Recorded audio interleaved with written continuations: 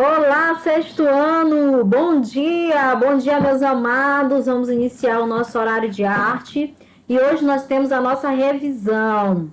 Nós iremos revisar hoje alguns conteúdos, tá? Que foram trabalhados na nossa apostila 1, onde vai ser necessário também para a realização da sua provinha, tá? Da prova de vocês. Então, para vocês poderem rever alguns conceitos, alguns aspectos que a gente estudou na apostila 1, hoje nós iremos prestar bastante atenção, tá?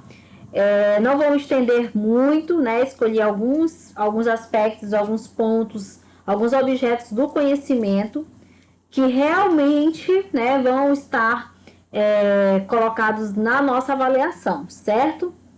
Então, vamos lá. Então, vocês podem acompanhar logo no primeiro capítulo, tá? Que vai iniciar esse assunto aqui do ponto, que é na página 5. Quem tem o livro, se quiser, pode acompanhar no livro. Quem não tem o livro, pode só prestar atenção nos slides, fazer as suas anotações, assim como a gente faz na sala de aula, ok? Vocês sempre fazem as anotações de vocês sobre a nossa revisão. Então, a dica que eu também dou para vocês é essa, de vocês fazerem as anotações de vocês no caderno, até para ser mais fácil na hora da realização da prova, vocês já vão certinho lá, né, na questão, certo? E aí o nosso primeiro conteúdo é exatamente sobre o ponto, porque no primeiro capítulo nós estamos falando sobre linguagem visual. E dentro da linguagem visual, que é exatamente que fala sobre a construção da imagem, a gente pode visualizar, pode identificar diversos tipos de elementos visuais. E um dos primeiros que nós trabalhamos foi o ponto. Além desse, nós trabalhamos a linha, nós vamos trabalhar ainda a cor. À medida que vocês vão para um outro segmento, uma outra turma, vocês vão conhecendo outros elementos visuais. E esses elementos visuais é que são responsáveis pela construção de uma imagem. Juntos, organizados, eles acabam dando uma harmonia, dando um equilíbrio à imagem, tá? E construindo essa imagem como um todo. E aí o ponto, como diz na apostila de vocês, ele é o elemento gráfico mais simples, tá?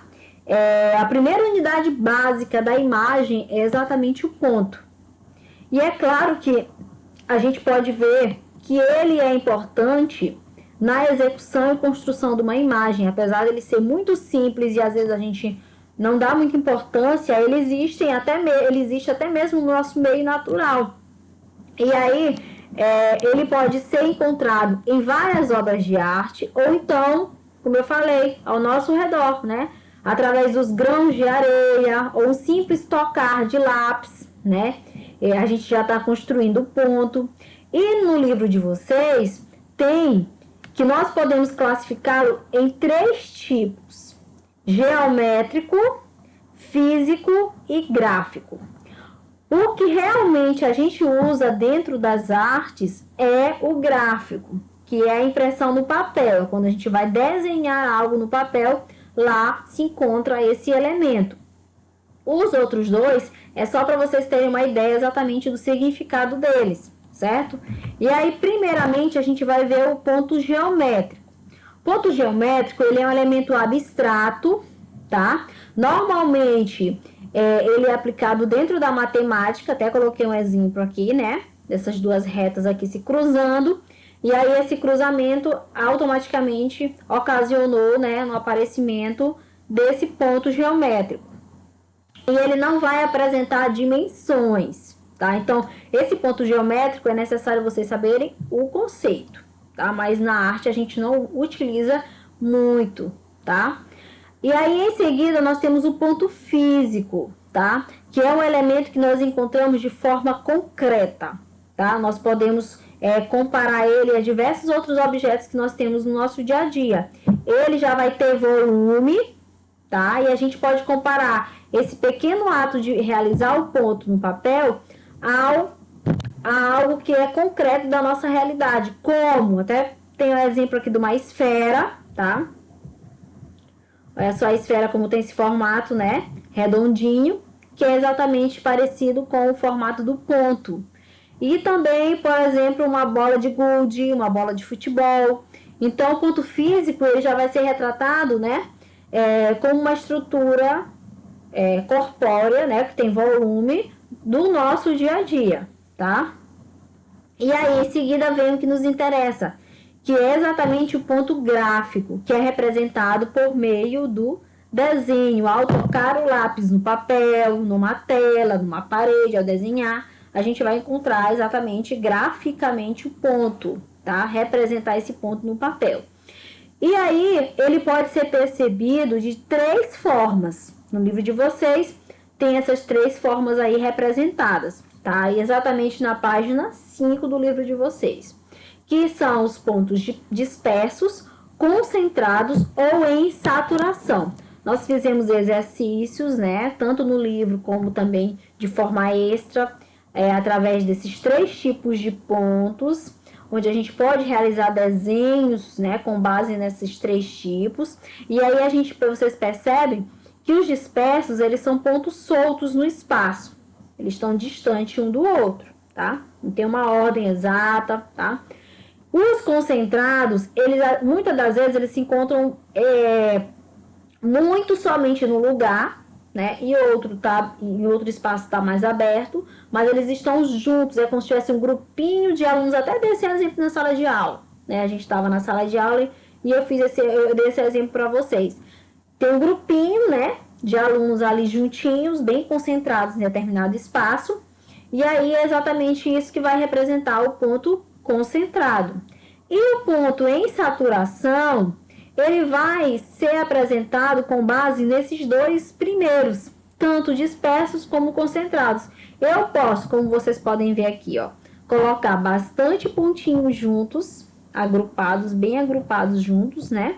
E outros mais dispersos, como se estivessem, né, saindo ali, caindo fora ali daquele grupinho.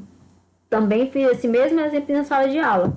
Então, eles estão muito juntos, por isso que eles estão em saturação. Tá demais a concentração deles em determinado espaço e em outros não, certo? E aí, em seguida, né, no segundo capítulo do livro de vocês, vem falando sobre uma outra forma de representação da figura humana, de objetos, né, do que a gente vê no nosso dia a dia, que são as formas figurativas e formas abstratas, tá? Primeiramente, a gente vai falar sobre as formas figurativas. Bom, turma, durante muito tempo, os artistas, eles tentaram, né, e buscaram e conseguiram representar as formas do jeitinho que eles observavam no dia a dia deles. Então, a busca era exatamente colocar no papel, numa tela, aquilo que eles estavam observando, imitar a realidade. Na verdade, durante muito tempo, na arte, eles buscaram imitar a realidade e não fugir dessa regra, tá? Então, era como se fosse uma regra já estabelecida, certo? E aí, claro, né, com o tempo a gente vai perceber que isso vai mudando, que é exatamente quando chega a forma abstrata. Mas vamos tentar primeiro entender essa forma figurativa. Bom, na forma figurativa, as imagens, elas são reconhecidas, né, na nossa realidade. Eu consigo descrever o que está na pintura, né? Trata-se de uma casa, né? Como uma paisagem, eu vejo uma árvore, eu vejo bastante vegetação, então eu estou descrevendo, tá? Eu consigo identificar aquilo como algo que é próprio da nossa realidade. A mesma coisa com essa outra imagem. É um menino, tem um menino, tem uma mulher, né? Em geral, aí você vai fazer a interpretação da imagem, mas com base naquilo que realmente você consegue reconhecer, certo? E aí, durante um tempo, né, por volta mais ou menos do século XX, o que aconteceu? Os artistas, eles começaram a se desprender dessas formas tradicionais, dessas regras estabelecidas durante muito tempo na arte, né, de representação.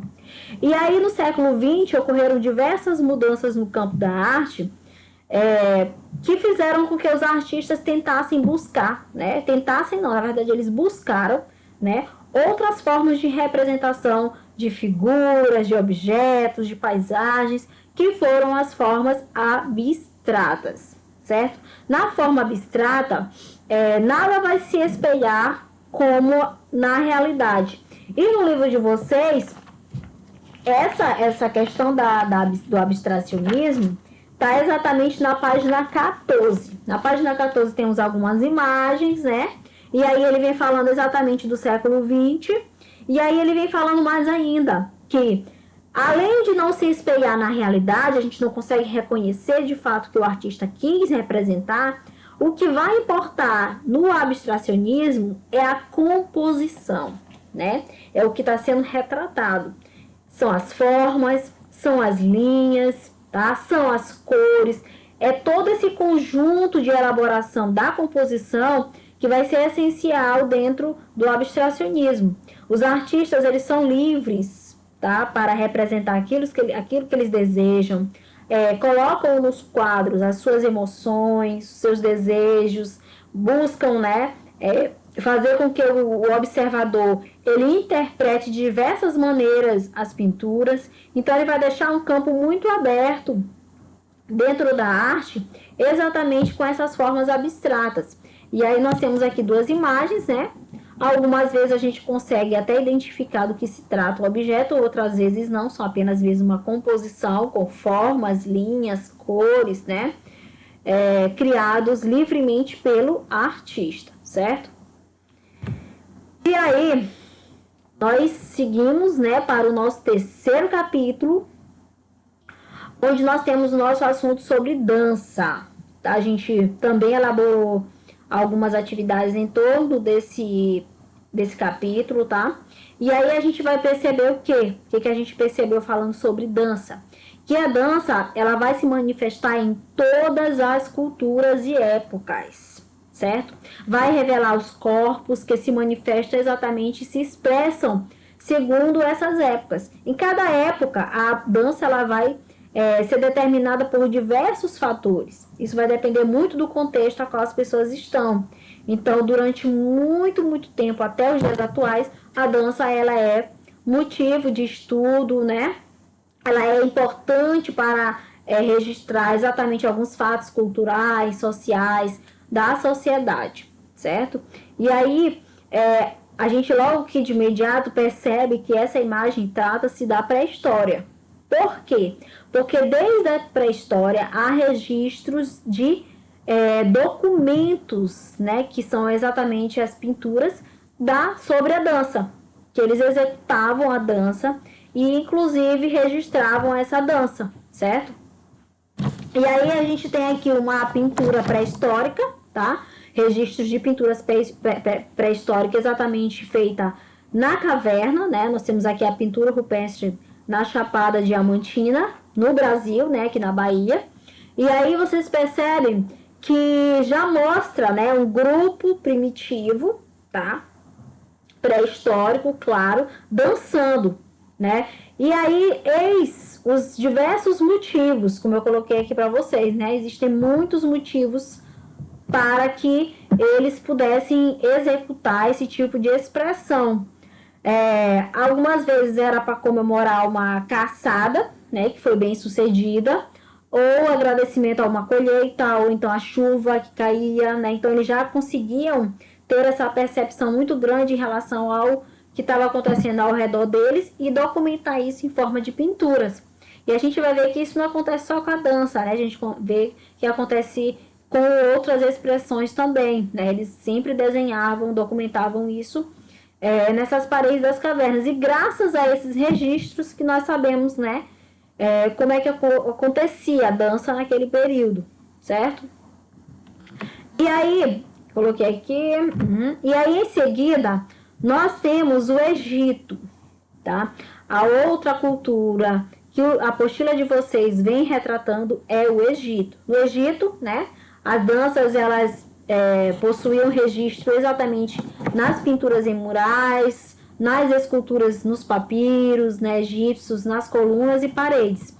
E as danças, elas tinham um caráter exatamente espiritual, né, porque o Egito ele é totalmente voltado para a religiosidade, né, da questão da alma, né, voltar depois do tempo. Então, quem estuda a cultura egípcia sabe que a maioria das coisas, praticamente tudo, era voltado exatamente para a religiosidade que eles mantinham, né, na cultura deles. Então, as danças, elas tinham um caráter espiritual e eram praticadas, né, em rituais religiosos, em homenagem aos deuses a qual eles cultuavam, e também para o próprio deleite, né, para o lazer do faraó, que era considerado o deus egípcio, né, maior supremo terreno. E aí a gente tem aqui uma imagem exatamente de um mural, tá?